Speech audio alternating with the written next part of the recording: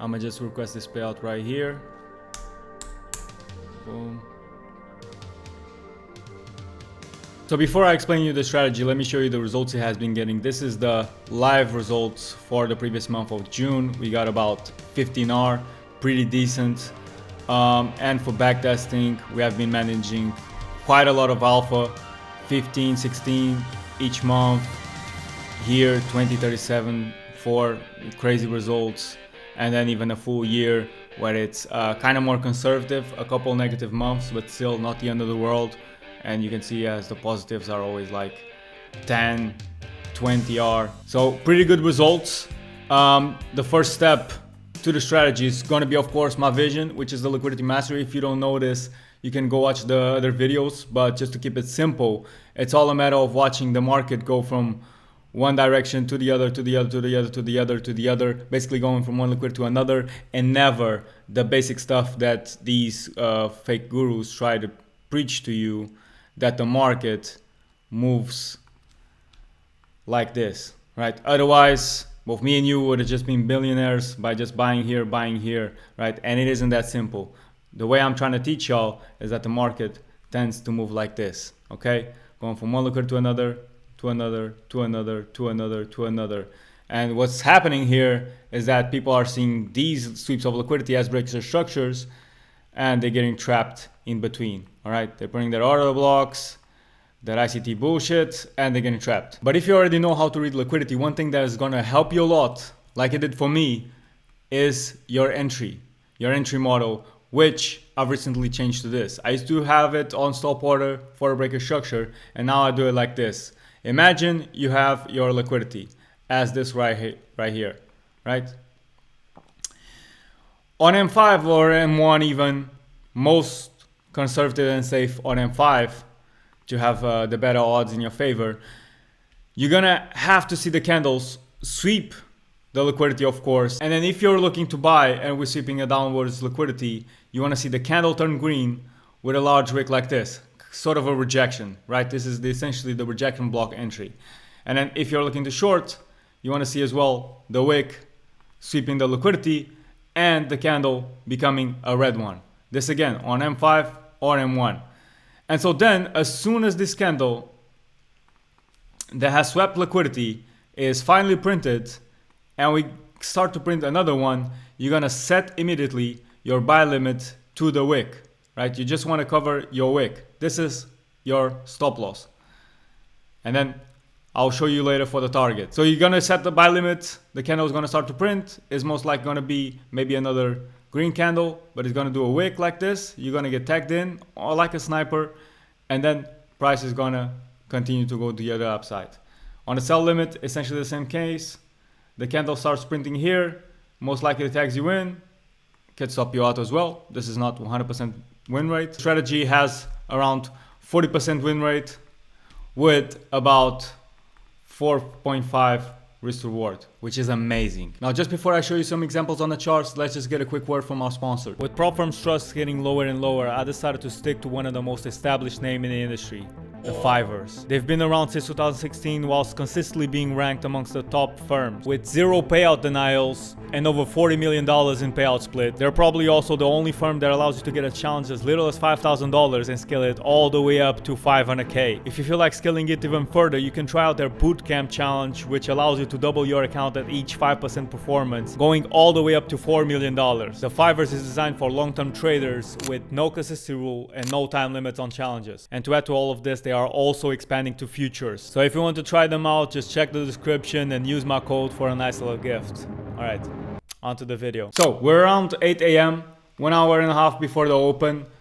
Firstly, we got to mark our liquidities. So we're seeing liquidity to the upside, we're seeing liquidity to the downside, and we can have some internal liquidity such as London, such as this structure, and such as this. We're gonna wait for the open to play out.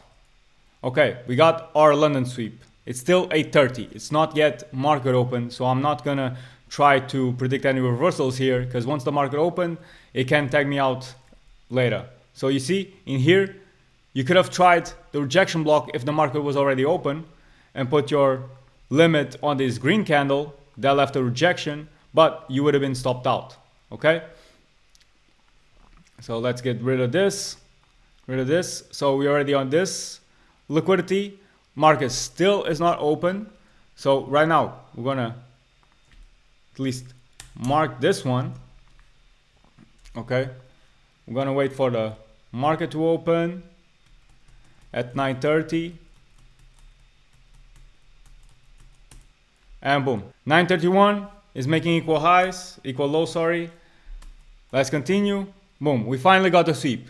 Now let's see after this sweep if we continue to go down or if we reverse from here. If we reverse, then that's a buying position.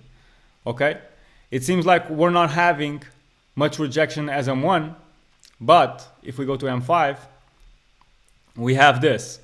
And this is a more advanced kind of way of positioning yourself, because I told you that the bias had to be the same as the direction you're looking to trade. And here we have a rejection block, but the rejection is bearish. As you can see, the candle is a red one instead of a green one. We can see that the second is a green one, but the one that has made the sweep is a red one.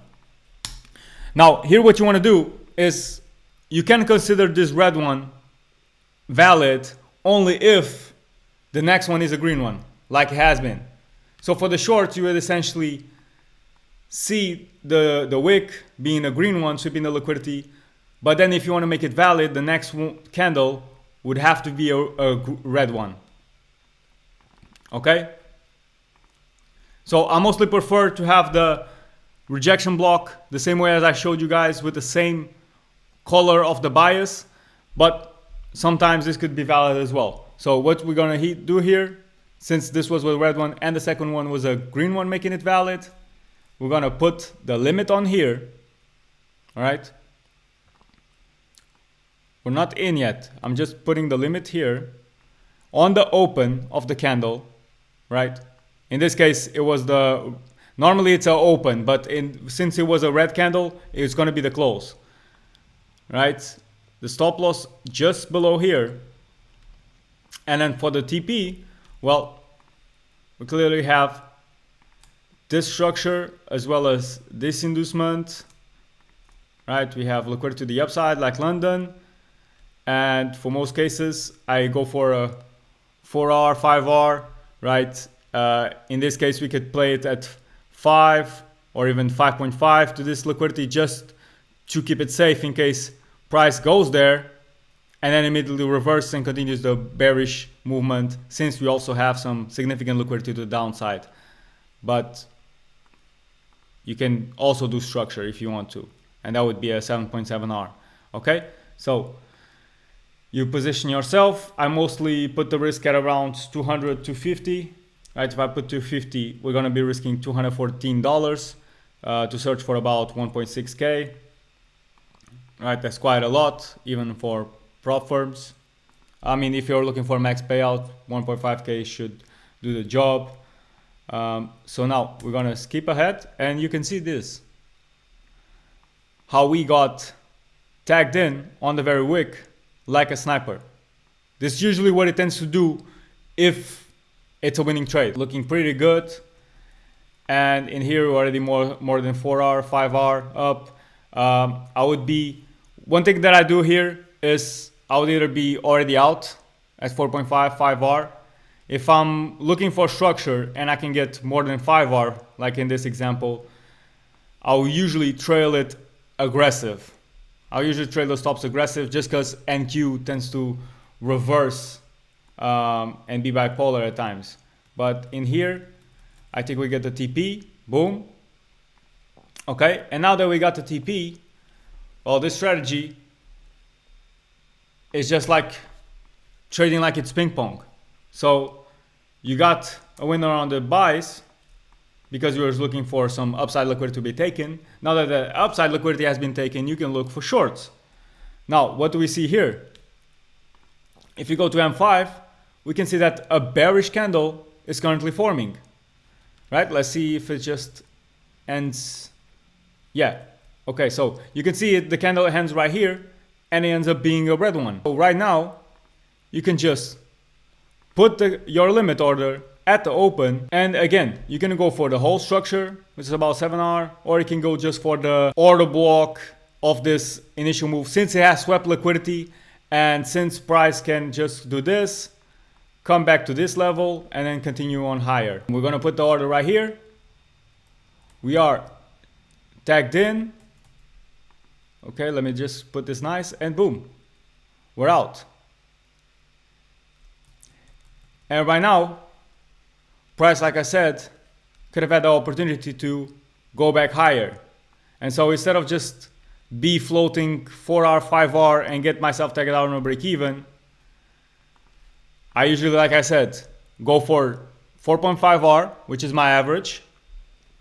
Or if I'm going for these home runs of 6, 7, which I don't even need, to be honest, for this consistency rule. But if I am going for it, then, like I said, I'm trailing it super aggressive at these levels. Say I'm already floating 4R, 3R. Well, there's not much point in risking the money I already have on the table. So I'll just trail it aggressive on M1 candles, such as this. Maybe if price keeps going lower here, I'll put it right here, right just below the previous candle even, or the previous M5 structure. So yeah, then we get tagged out, but it's all a matter of, you know, smart money traps as well for the liquidity, because this was a trap. This could have been a trap. It wasn't for now, but as you see liquidity, you may try to short from this level again, right? And in this case, you can see that you would eventually have it. So let me know if you guys want more strategy videos, more how to pause prop firms, or more psychology videos. Let me know down in the comments. If you're using a similar strategy to this, if you're seeing results, how much is your win rate, how much is your risk reward. And on that note, I thank you guys for watching.